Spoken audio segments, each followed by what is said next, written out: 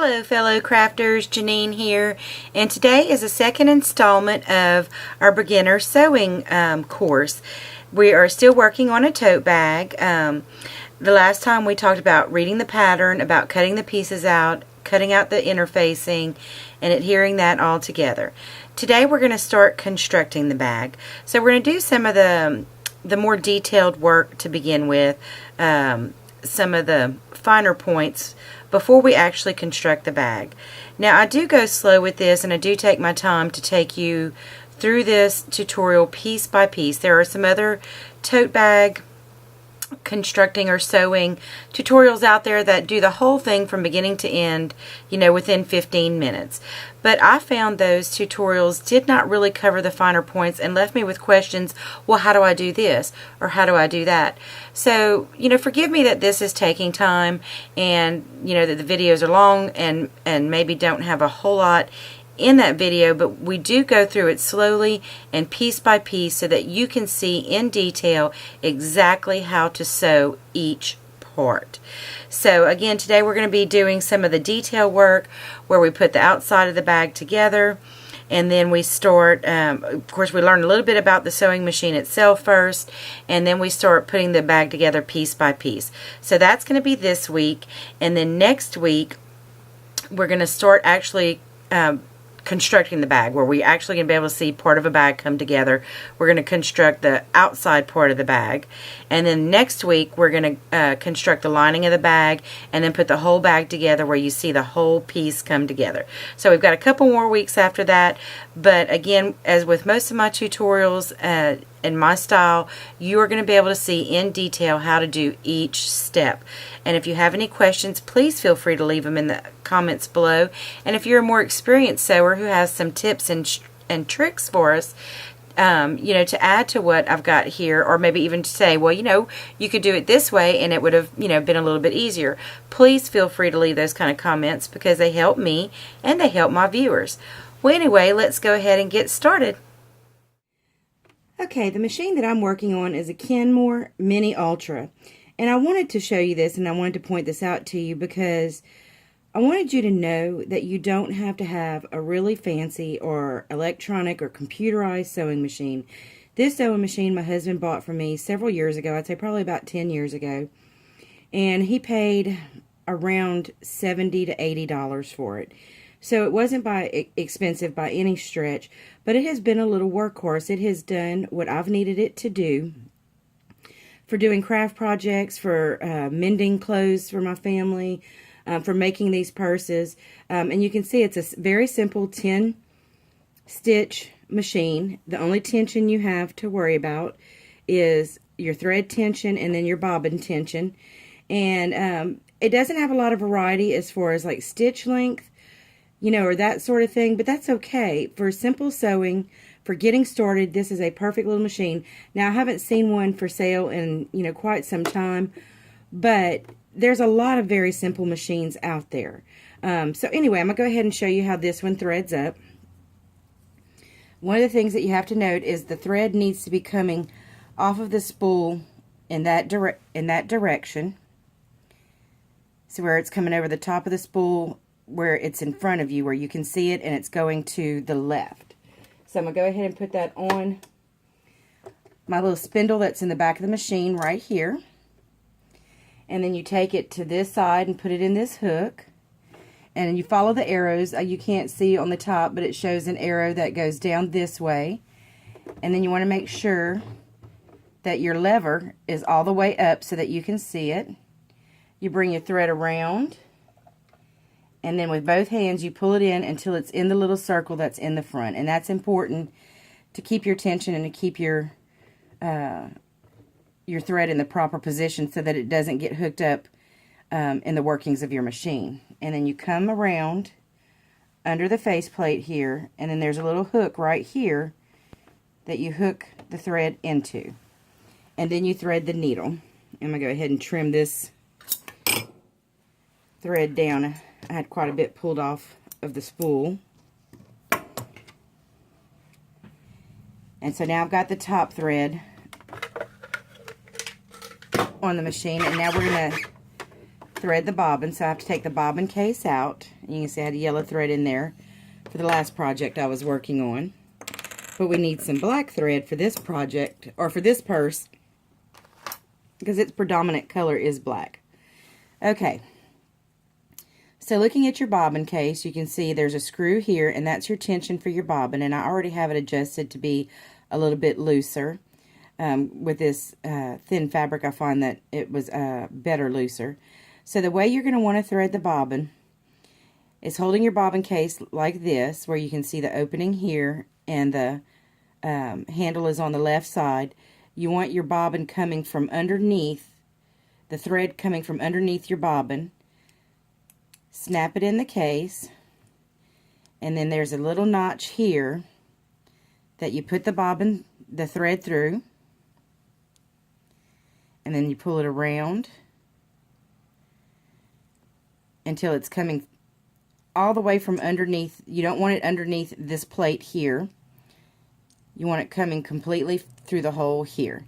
So once you've got it in place, you're going to go ahead and pop it back in your machine. And now it's ready. So what you do to pull that bobbin thread up is you hold your top thread, and with your hand on your hand lever right here, you always rotate your hand lever towards you, and while keeping hold of your top thread. Oh, it didn't catch. Okay, let's try that again. There we go. Now we've got that bottom bobbin thread pulled through, and you just take a pair of scissors and swipe under there to go ahead and pull it up.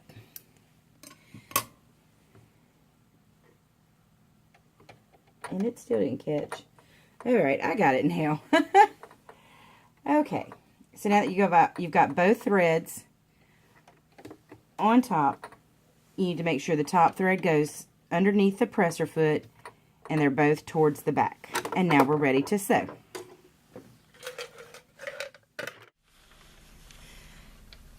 Okay, in referring to our pattern, one of the things that we see is that it shows us to go ahead and adhere the interfacing to all of the pieces, the pattern pieces that we cut out. And you should have cut all your interface piecings out as well.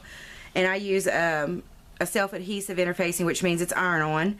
And so I ironed my interfacing onto all of my pieces of fabric because that's what I like. I like that structure in the bag. So my lining and my outside pieces, everything has interfacing.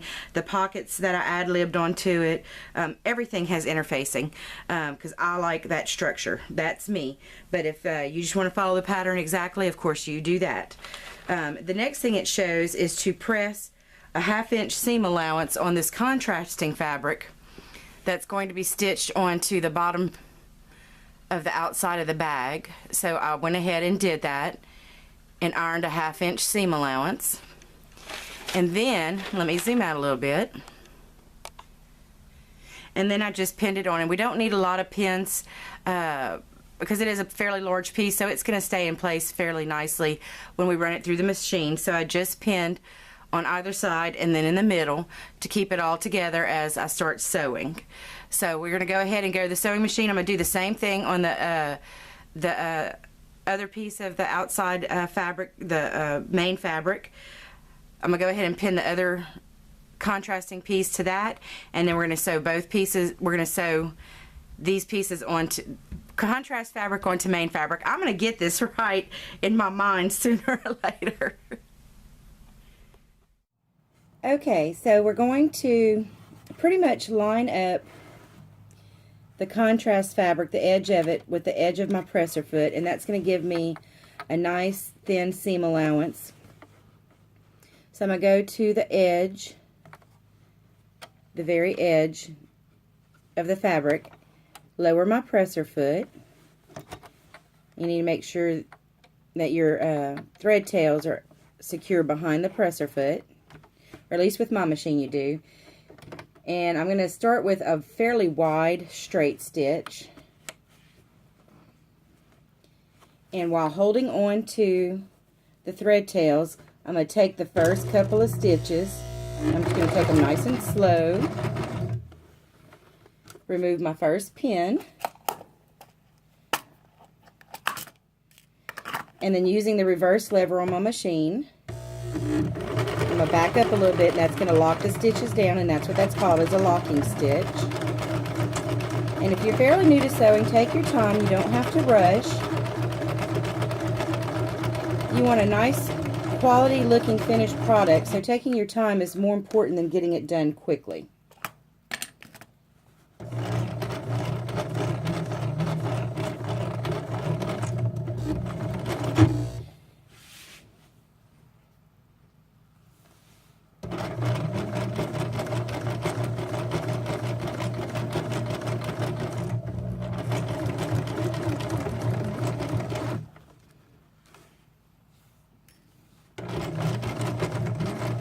Now when you get to the end, you're going to use your reverse again to lock the end stitches. And you might have to use your hand to crank the wheel to end right where you want to. And make sure that when you end, your needle is all the way in the top in the up position before you release your presser foot and your fabric. And then you just simply use your if your machine has a thread cutter on the back, you can do that, or you can use a pair of scissors.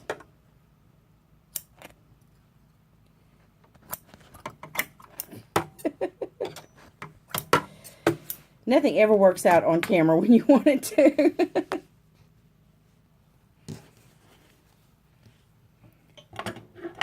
Okay, and you want to make sure you also clip off any you want to clip off all your thread tails because they will get caught up in your sewing later.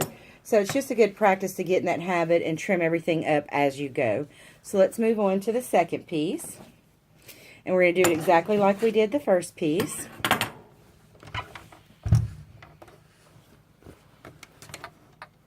Remember to have your thread tails in the back of the machine. Have your contrast fabric lined up with the outside edge of your presser foot, and this lined up with your needle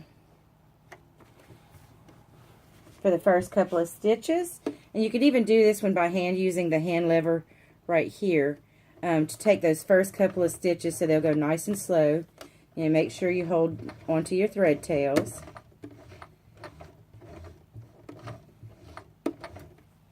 Go ahead and remove your pin.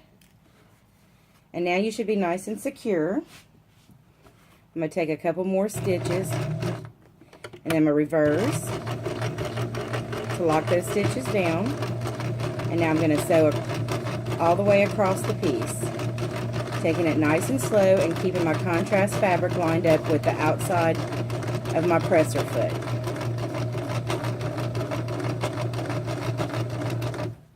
Now, it looks like I might be pushing the fabric through, but I'm not. I'm actually just holding it steady so that it stays nice and straight.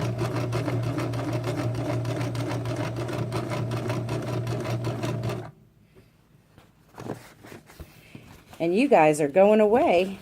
Let me get you back in position.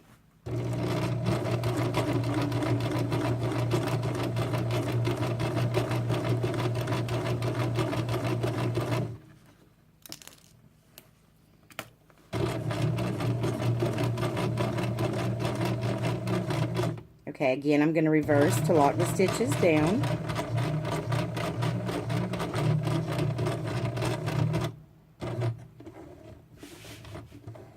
Alrighty, and with my needle in its highest position, I release my presser foot, trim my thread. I'm going to come back to this side and trim off these thread tails. Alright, and now we're done. You've taken your first few stitches and you're on your way to making yourself a handmade tote bag. Okay, so moving on to the center of, or the inside of our bag rather. we're going to go ahead and sew the pocket in. Now this is a step that I added because I like having pockets on the inside of my bag. But you don't have to do this. But if you want to, just go ahead and cut a 13 by 7 inch rectangle from your main fabric, or whichever one of the fabrics you want to use. That's entirely up to you. And what you're going to do is press a 1/2 inch seam allowance all the way around. Now trust me on that. It's going to make your life so much easier sewing this pocket on if you've done this step. So before we pin the pocket onto our lining fabric, and you notice my lining fabric was different than my contrast fabric for the outside of the bag. That's because I do like working with the 3 fabrics that coordinate, because I think it looks nice. And then I like a lighter fabric on the inside of my bag because I find that it's easier to find things in my bag. I have a harder time seeing things if the lining is dark. So I'm going to go ahead. The only seam that you're going to have to sew ahead of time is your the top seam. You just need to go ahead and just run a straight stitch all the way across it, and that's going to hold your top flap down for you. The rest of them are going to be sewed down when you sew the pocket onto the lining. So let's go ahead and sew that on. And as before, make sure your thread tails are held out behind your presser foot.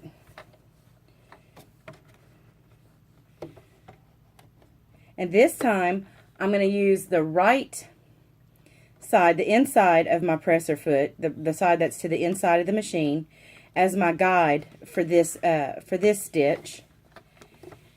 So I've already lined my fabric up, drop my presser foot down, and again, hold your thread tails. I have a tendency to want to say yarn tails because I'm a knitter also. And take a couple of stitches, and now reverse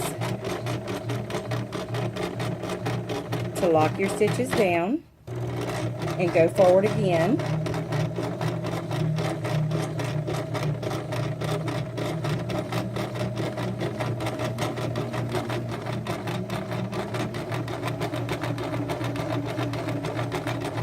And as you feel more confident, you can go a little faster. Now I forgot to pin this down, so I'm going to stop right here and tuck this fabric in.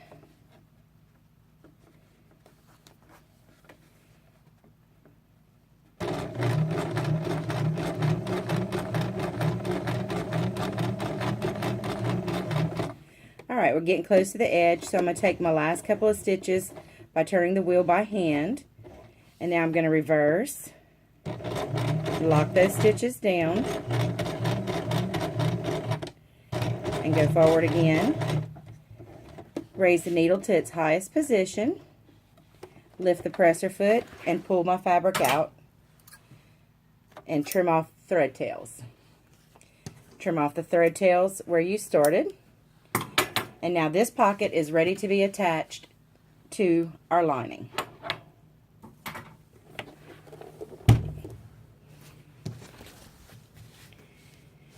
So to do that, I'm going to center it left to right as good as I can. I'm just going to eyeball that. But I am going to use a ruler to measure out the bottom to make sure that I get it placed exactly where I want it. So I'm going to measure, and I have to stand up to do this. I can't do this sitting down. Okay, I think I want it to be about 3 inches from the bottom, and by the time the bag is sewed together, this is actually going to be about like this. So it's going to be, the pocket's going to be really close to the bottom of the bag, but I like that in case I set something heavy in there like my cell phone. I know that it's got the bottom of the bag to kind of help support the weight. I don't normally put very heavy things in the pockets, but just in case, I like it to be fairly close to the bottom. So I think I'm going to go ahead and just do it 3.5 inches. I was thinking 4 inches, but I think 4 inches is too high, so I'm going to do it at 3.5. And I'm going to pin this corner.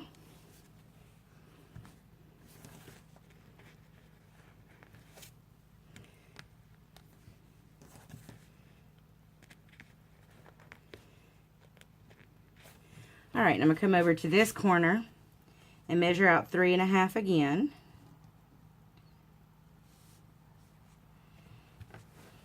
and pin this corner down.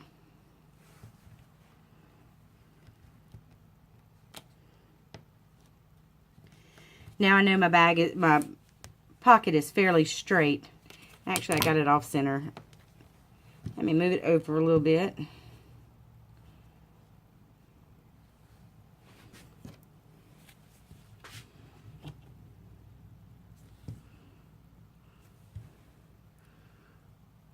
It's a lot easier to fix problems before everything's sewn down. Trust me, I've had to rip out more than enough, my fair share of seams.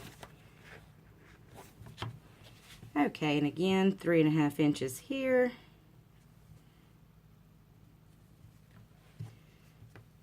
Pin.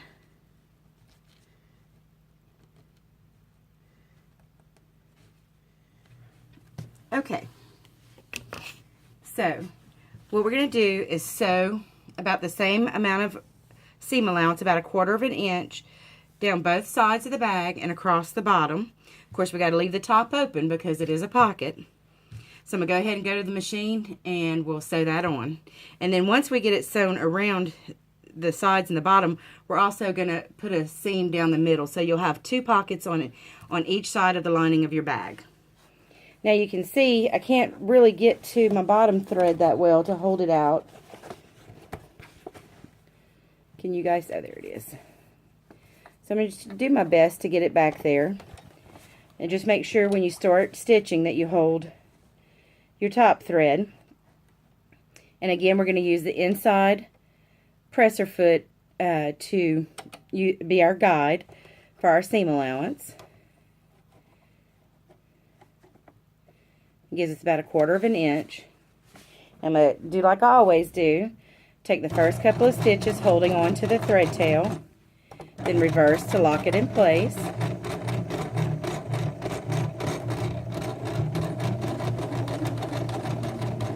Now I'm going to show you a fun little trick when we get to this corner here.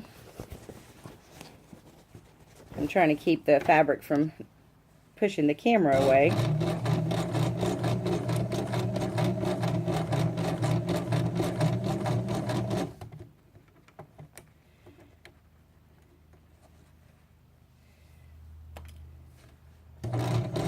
Now when you get about 1/4 inch from the corner, and you might have to go slow enough, you might have to turn your wheel with your hand. And I think one more stitch and I'll be there. Okay, now with the needle in the fabric, you go ahead and lift your presser foot, turn your fabric in the direction that you need to go, put your presser foot back down, and continue sewing. And that keeps you from having to do a lot of stopping and starting and cutting your thread and locking it down and so forth. This just makes your life a little bit easier.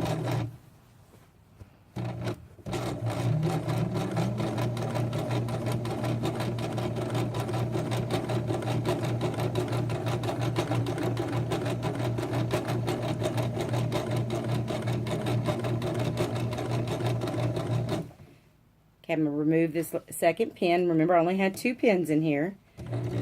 I'm nearing the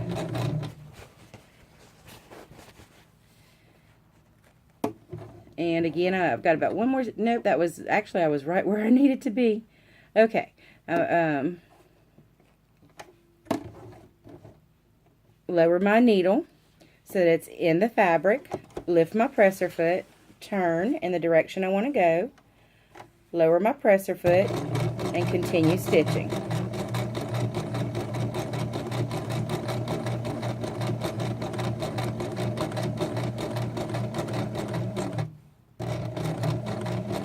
And when we get to the end, again, if you need to go slower, use your hand to turn the wheel. And now that I'm at the very, very end, I'm going to use my reverse button, lock my stitches down.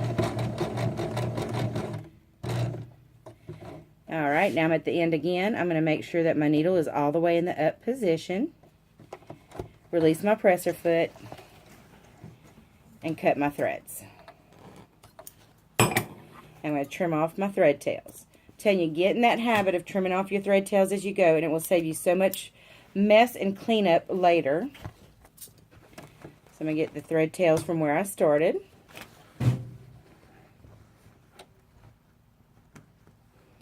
Now with this fabric, I should have cut it with pinking shears, but I like using my rotary cutters so much that I didn't.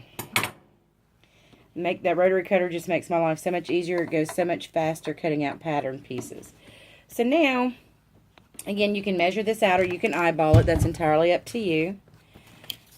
But I know that this should be, well, it's about 11.5 inches, give or take. So I'm still just going to mark it at 6 inches.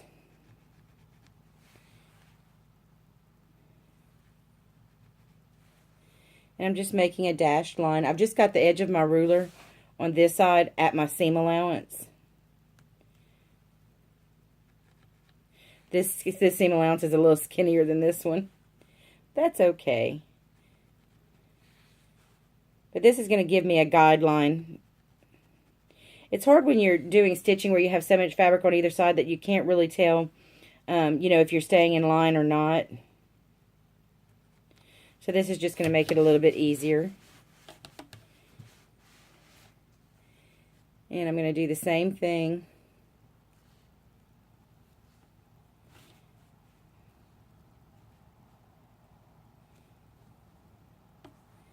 Going this way.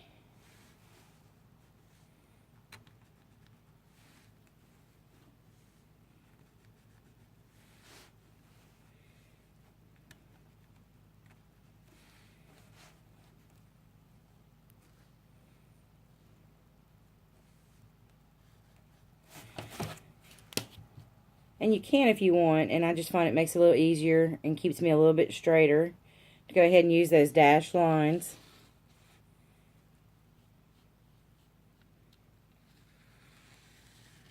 To make me a one straight line. And don't worry about this chalk. You can use a baby wipe or a wet washcloth and just wipe it right off.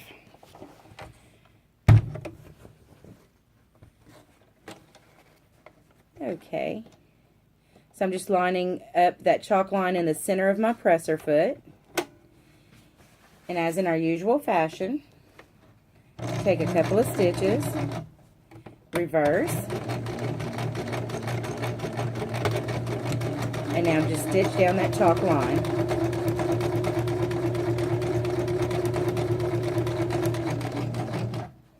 And I'm sorry about that.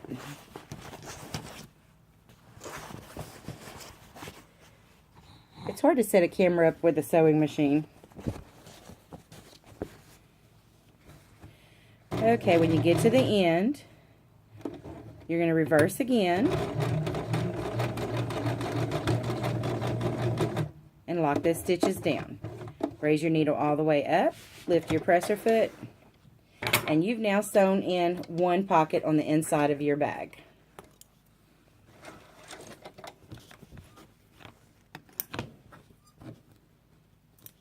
And I'm going to do the second pocket the exact same way. Now you can do one pocket, two pockets. It's your bag. You put as many pockets in it as your little heart desires. And you can even make smaller. You can do it in thirds if you want, or you can do a skinny one like on one side to say put a pair of sunglasses in and leave the rest of it as a big pocket. That is entirely up to you. I hope you enjoyed this second installment of our beginner sewing course. I hope you got some really good information. So if you're a beginner sewer and you're just getting started learning how to use a sewing machine and what the basic stitches do, I hope that you found this very useful. Come back next week and we're going to have the third part of the series, and the week after we're going to have the fourth. Anyway, I appreciate you guys tuning in. Remember to give me a thumbs up, rate, comment, and subscribe. And after you subscribe, if you haven't already, next to the subscribe is going to be a little bell. If you'll click that bell, you'll get notifications of when I post new videos. Anyway, you guys have a very blessed day. Bye now.